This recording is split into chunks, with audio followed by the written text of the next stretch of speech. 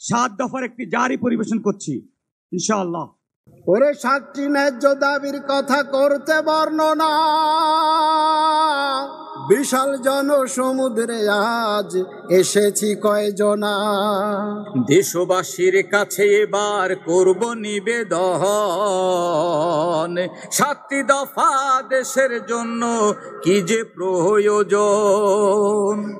শোনেন দিয়া মন, সোনার সাথে গড়ার কথাই আমরা করিব বর্ণন। শোনেন দিয়া মন, সোনার সাথে গড়ার কথাই আমরা করিব বর্ণন। আরে ও দেশের ভাই, বিপদ কিন্তু কাটে নাই। জুলাই বিপ্লব হয়ে গেছে, 1টি বছর হলো, সংস্কার আর বিচার আচার বাকি রয়ে গেল। আওয়াজ ওঠে নির্বাচন চাই, চাই না সংস্কার। ফ্যাসিবাদের প্রতিধ্বনি শোনা যায় আবার। শোনেন দিয়া মন, 7টি দফা দাবির কথাই আমরা করিব বর্ণন। শোনেন দিয়া মন, 7টি দফা দাবির কথাই আমরা করিব বর্ণন। এই চাওয়াটা নয়তো কেবল জামাত ইসলামীর, এই চাওয়াটা সবার জুলাই যোদ্ধা এবং বীর। এই চাওয়াটা চাইছে জুলাই শহীদ পরিবার। বাস্তবায়ন করুক দাবি ইন্টারিম সরকার। 16 বছর কাঁধে ছিল হিংস্র ফ্যাসিবাদ, অর্থনীতি ধর্ম সমাজ করেছে বরবাদ। জনতার দৌড়ানিতে হলো পগার পার। ডক্টর ইউনূস হলেন জাতির নতুন রাহবার। দেশটা নিয়ে জনগণের স্বপ্ন কত শত, সরকারের কাজ হয় না জনগণের মনের মতো। লোকজনেরা চাইছে বিচার নৃশংস হত্যার। খুব প্রয়োজন যথাযথ রাষ্ট্র সংস্কার। দাবি তোলেন তাই এইবার, 7টি দফা দাবি পূরণ করুক অভ্যুত্থান সরকার। দাবি তোলেন তাই এইবার, 7টি দফা দাবি পূরণ করুক অভ্যুত্থান সরকার।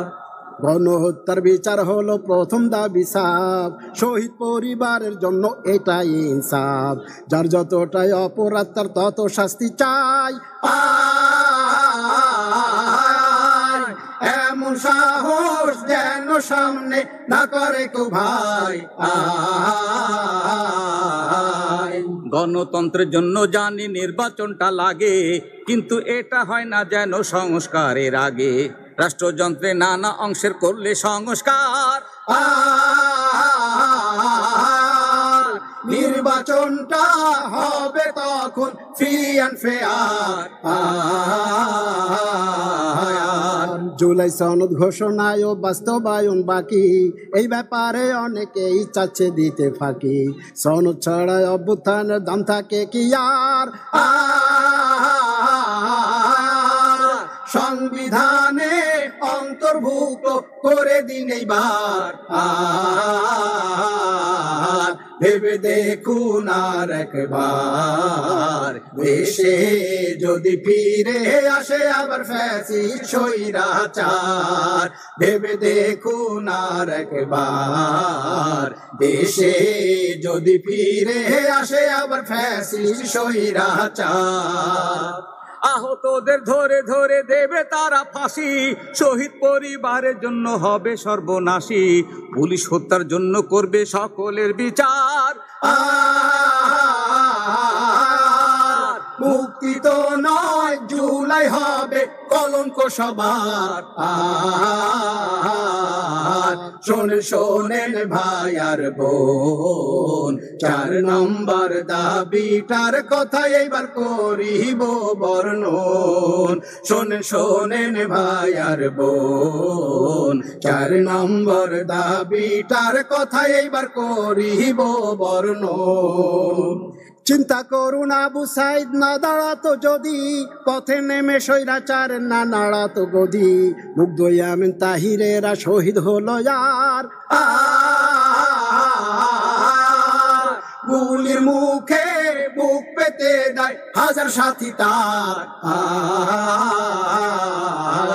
আরে ও দেশের ভাই,